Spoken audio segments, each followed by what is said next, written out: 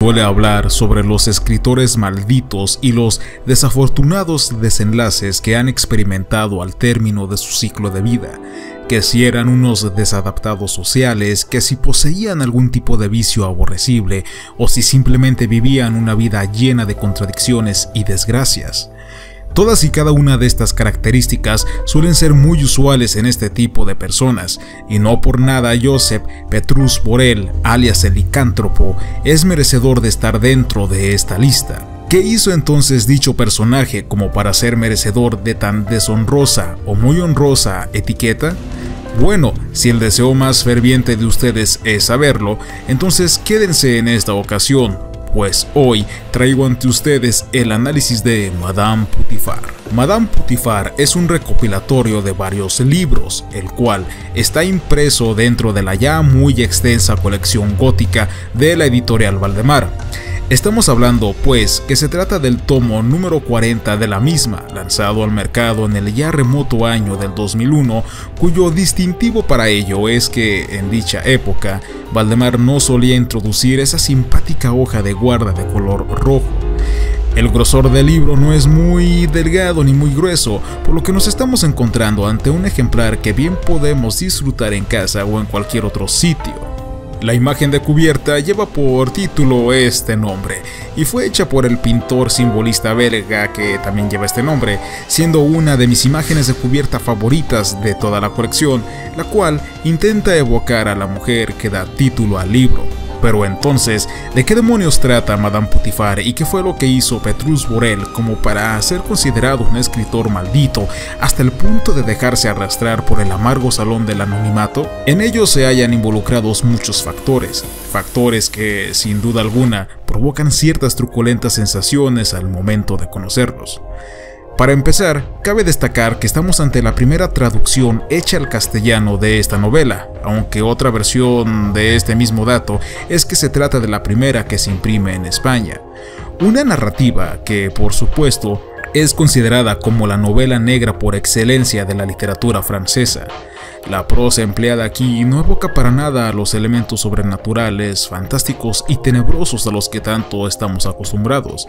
Se trata de una historia de índole realista, yo diría incluso de porte cuasi histórico, que no posee cavidad ni para vampiros, dioses oscuros, ni nada parecido.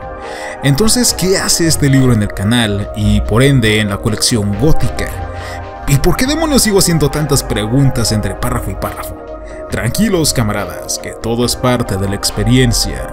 Si bien Madame Putifar no maneja un gótico muy tradicional, sí que hace uso de aquel que alguna vez Percy B. Shelley intentó emplear en su no muy bien acogida Zastrozzi, y cuando digo no muy bien acogida, me refiero a los lectores de esta época, combinada con bastantes elementos de la escuela del mismo Marqués de Sade.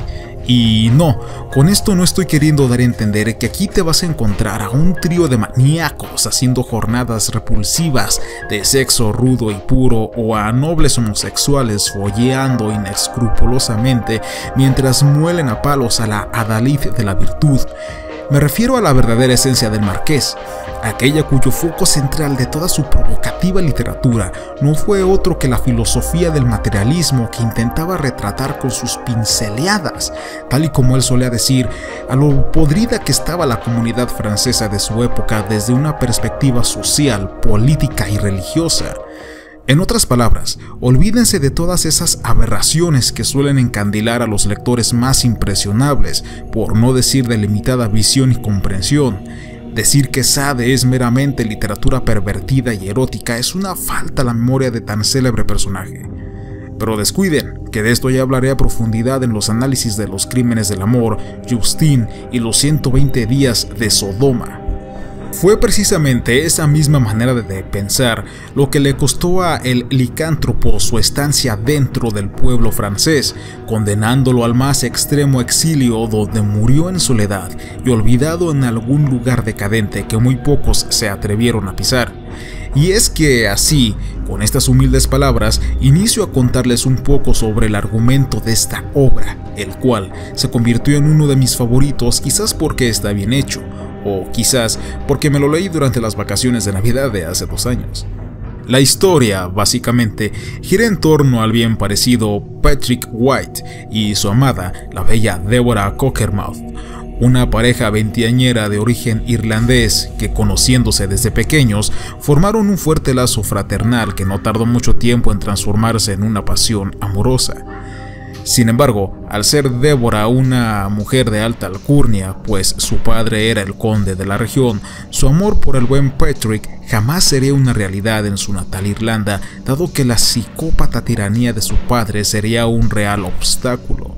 Por tal motivo, ambos deciden fugarse hacia Francia, la tierra prometida, y notes el sarcasmo, donde creyeron que su situación mejoraría. Sin querer dar hincapié a spoilers, únicamente les comentaré que luego de que se generaran un puñado de calamidades a lo largo de sus últimos días en Irlanda, donde una apasionante y sanguinolenta confusión casi provoca la muerte de Deborah, es que Patrick y su amada por fin llegan a Francia para vivir en un pequeño cuartito de mala muerte donde tendrán que afrontar aún más dificultades. Para sostenerse, Patrick decide unirse a la Guardia Real como soldado, para más tarde escalar y llegar hasta la posición de mosquetero. Uno de sus compañeros más cercanos, por el que él siente una sincera y gran estima, llamado Fitzharris, que también es irlandés, le jugará una mala pasada, además de que Deborah deberá de lidiar con el incesante acoso por parte del superior de Patrick, el marqués de Gabe de Villepasteur, que voy a dejar su nombre aquí en pantalla. Y es que a raíz de esto es que florecerán los verdaderos problemas que esta parejita de atolondrados deberá de afrontar. Los provocados por el padre de Deborah no eran sino una broma, pero esperen, seguramente se han de estar preguntando otra vez, ¿y en dónde entra Madame Putifar en todo esto? ¿Quién es ella y por qué el libro lleva su nombre? Bueno, a pesar de que Madame Putifar no es más que un personaje con un rol secundario, de hecho sus apariciones están contadas, el peso que tiene en la trama es bastante importante, porque gracias a ella, las ilusiones de nuestros protagonistas se desmoronarán hasta terminar en desgracia. Madame es una de las tantas concubinas de Faraón, digamos, pues la figura que Patrick reconoce como su rey. La Putifar es una mujer obsesionada con el sexo y un desmesurado poder político, lo que la convierte en una persona de temer. Fitzharris, por algún motivo que ya no recuerdo y creo que es bastante estúpido, es encarcelado por Madame y solo en ella reside la autoridad para dejarlo libre. Entonces, el muy ingenuo de Patrick decide aventurarse hasta los aposentos de ella con el objetivo de rogarle para que liberase a su amigo. Desgraciadamente, lo más lógico terminó por suceder y Madame queda encantada con Patrick hasta el punto de seducirlo tal cual MILF en una película porno. Qué tonto muchacho. Sin embargo, al intentar actuar con rectitud al rechazar a Madame, es que Patrick se busca un problema de dimensiones macroscópicas, y si algo nos enseñó el buen Sade es que quienes intentaban actuar con justicia en aquella época casi siempre terminaban desgraciados. Así pues, el buen señor White termina recluido junto al amigo que intentaba rescatar en una prisión en la Bastilla. Por su parte, habrá que añadir las dificultades que Deborah tendrá que enfrentar nuevamente. El acoso por parte del marqués de Villepasteur, el niño que lleva en su seno fruto del amor entre ella y Patrick, y el rastreo por parte de su padre, que luego pasa a un segundo plano, y otras cosas más. Al intentar huir, termina en un monasterio de monjes, mientras que se nos narra en un segundo plano la desgarradora estancia de Patrick y su compañero en su purulenta celda, hasta el punto en el que este último muere a manos de una horda de... bueno, creo que esa parte no la diré. Lo que sí puedo decirles es la negativa del perdón que Madame tiene para con nuestro héroe, eso sin descartar otros factores que llevaron a Patrick hasta la locura y a convertirlo en un ser hueco incapaz de apreciar el mundo o de siquiera entender las desgracias que agobiaban a su mujer en el preciso instante en el que ella por fin lo encuentra, y dicha desgracia se relaciona con su hijo y el marqués de Villepasteur. Para mí, el final me pareció excelente, donde incluso yo mismo me he enamorado de un pasaje, el cual puse en uno de mis cuentos. A veces es un error nacer, nunca lo es morir. Claro, este contrasta mucho con el favorito de Petrus Borel, mismo que siempre aparece al inicio de cada libro, Where is my Lord? Where is my Romeo?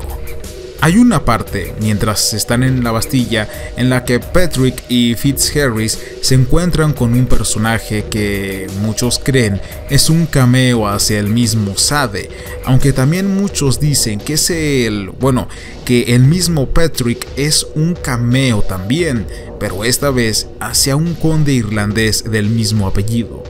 Siendo honesto, no estoy en la certera posición para aclarar esta leyenda. Sin embargo, lo que sí puedo hacer es decirle por qué demonios Madame Putifar se encuentra dentro de la colección gótica, a pesar de que no posee elementos sobrenaturales, aunque sí algunos muy escatológicos. Hemos dicho, pues, que el gótico literario surge con Horace Walpole y su magistral Castillo de Otranto, ¿cierto? Bueno, sin embargo, recordemos también que antes de ello se alzó la arquitectura gótica en Francia en la época del Renacimiento, donde las estructuras dejaron de lado su apariencia robusta, simétrica y tosca, para tomar una más estilizada y etérea, donde sus bases representan lo mundano, lo terrorífico, lo escabroso, lo oscuro, y cuyas puntas o agujas tienden a simular el anhelo de tocar a Dios, de acercarse a lo inmaterial y a lo celestial. Y lo mismo pasa en el apartado de las letras. ¿Qué representan los clérigos malvados dentro del estilo gótico literario? Simple, el anhelo de tocar a Dios, de volverse incorpóreo al escalar hacia otro grado de la existencia para llegar hasta Él, pero al mismo tiempo se corre el riesgo de desviarse y de tender a ir hacia lo desconocido y lo prohibido, como le sucedió a Robert Brigham en Memorias privadas y confesiones de un pecador justificado. Las cuevas, los conventos abandonados, lo terrorífico y lo horroroso de los cuentos góticos, ¿qué serían? La base que precisamente les he dicho, son lo inconcebible y el mal camino hacia donde podemos desviarnos o regresar, ya que todos partimos de ahí. Entonces, tomen estos dos elementos y pásenlos hacia Madame Putifar, y tenemos una analogía. La Francia y su decaimiento social es precisamente esa base ruin y pavorosa porque, como bien lo dice el texto, era una de las capitales del mundo, y los ingenuos deseos por encontrar un lugar mejor donde vivir, empapados por las buenas intenciones de ambos protagonistas, es su desvío hacia esa misma sociedad francesa, llena de vicios, de decaimiento y todas esas cosas que ya les mencioné. Por eso Madame Putifar está aquí en la colección gótica, porque a pesar de que no posee el clásico ecosistema fantástico y escabroso, sí que maneja las aristas principales de dicha vertiente, pero desde otra perspectiva que es de donde reside todo el encanto. Y en obras tan complejas como esta, y en todas las de Sade también por así decirlo, es que es necesario tratar de ahondar más en ellas, tratar de alejarse de lo convencional para ser capaces de comprender los sentimientos, los pensamientos y los deseos del autor, así como también su contexto histórico y hasta la relación que dicho escritor lleva con su cuerpo, porque es bastante evidente, por ejemplo, en el retrato de Dorian Gray. No es cuestión únicamente de leer a ver qué vana sensación puedo experimentar con algún cuento, ya que si es así, nunca vamos a descifrar qué es lo que nos dice una obra. Es cuestión de analizar al autor mismo y tratar de conectar con él, como si nosotros estuviésemos en el interior de su cabeza, en el justo instante en el que él escribía la obra. Y eso es lo que al menos intenta el licántropo en Madame Putifar, siendo más obvia la parte en donde, al final del libro, nos promete una nueva narración que nunca podremos disfrutar, al mismo tiempo que nos da las gracias por habernos tomado la molestia de leer su novela. Creo yo que esta es la parte más desgarradora de todo el tomo. Sin nada más que agregar,